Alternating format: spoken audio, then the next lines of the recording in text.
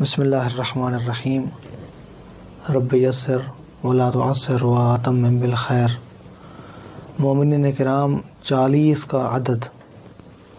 بہت ہی اہمیت کا حامل ہے اور اس حوالے سے بہت زیادہ کام کیا گیا ہے۔ 40 احادیث کے عنوان سے بہت ساری کتابیں موجود ہیں۔ اہل سنت کی کتابیں بھی ہیں 40، اور اہل تشیع کے نزدیک بھی یہ کتابیں موجود ہیں 40 احادیث پر مشتمل 40 40 کا عدد بہت ہی اہمیت کا حامل ہے۔ حضرت موسیٰ علیہ السلام کو 40 دن کا وعدہ کیا گیا تھا، اور روایت ہے کہ اگر کوئی مومن وفات پا جائے اور اس کے جنازے میں 40 لوگ آ جائیں اور وہ کہہ دیں اللہم انا لا نعلم منہ الا خیرا وانت اعلم بہ منا، کہ ہم اس کی فقط اچھائی جانتے ہیں اور بار الہ تو ہی ہم سے بہتر جانتا ہے، تو ان کی یہ گواہی جو ہے وہ اس مومن کی بارگاہ میں قبول ہو جائے گی اور اس کے مغفرت کا سبب ہوگی۔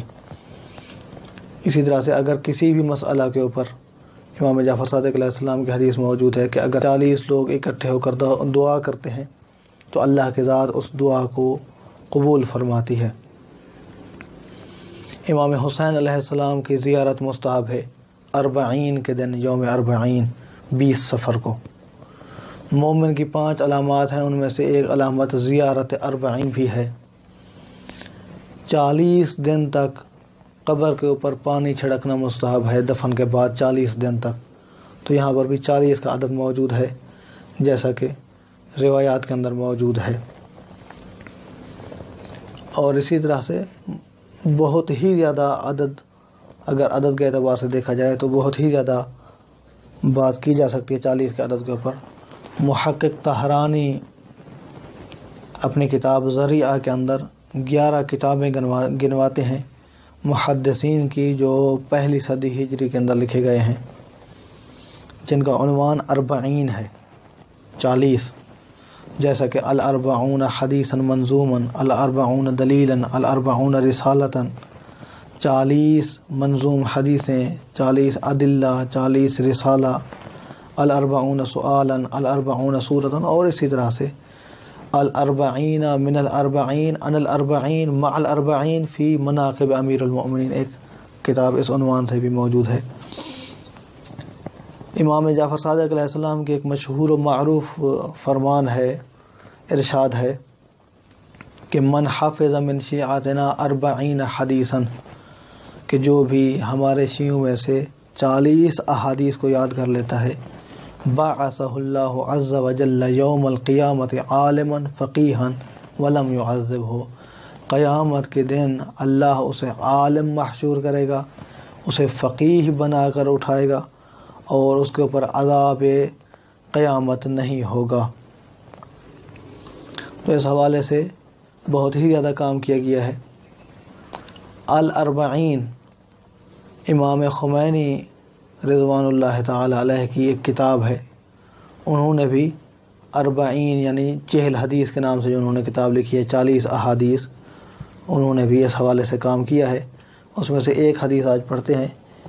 جہاد نفس کے متعلق ہے کہ انسان کو اپنے ذات کے ساتھ بھی جہاد کرنا چاہیے۔ امام جعفر صادق علیہ السلام سے حدیث منقول ہے کہ پیغمبر اسلام صلی اللہ علیہ وآلہ وسلم ایک مرتبہ کسی جنگ سے فارغ ہو کر آئے، تو جب واپس آئے تو پیغمبر اسلام صلی اللہ علیہ وآلہ وسلم نے ارشاد فرمایا مرحبا بقوم، خوش آمدید کہتے ہیں اس قوم کو، ان مجاہدین کو جو جہاد کر کے واپس آ رہے ہیں، قضو الجہاد الاصغر، پیغمبر اسلام نے ارشاد فرمایا یہ چھوٹا جہاد کر کر آ رہے ہیں، وباقی علیہم الجہاد الاکبر، اللہ کے رسول نے فرمایا اس سے بڑا جہاد موجود ہے اور وہ باقی ہے اور وہ کرنا ہے۔ تو لوگوں نے پوچھا یا رسول اللہ ومل جہاد الاکبر، کہ انسان کی جان جاتی ہے اس جنگ کے اندر، انسان اپنی جان ہتھیلی پر رکھ کر جاتا ہے، اس سے بڑا جہاد کون سا ہو سکتا ہے؟ تو پیغمبر اسلام نے ارشاد فرمایا جہاد النفس، انسان کا اپنے ذات کے خلاف جہاد کرنا، اپنے ملذات کے خلاف، خواہشات نفس کے خلاف، اور اپنی دنیا کی محبت کو ترک کرنا، اور اللہ کے لیے اپنے آپ کو وقف کرنا اور اسلامی تعلیمات پر عمل کرنا۔ دعا ہے کہ اللہ کی ذات ہمیں صحیح معنی میں سیرت محمد و آل محمد پڑھنے، سمجھنے اور اس پر عمل کرنے کی توفیق عطا فرمائے۔ والحمد للہ رب العالمین۔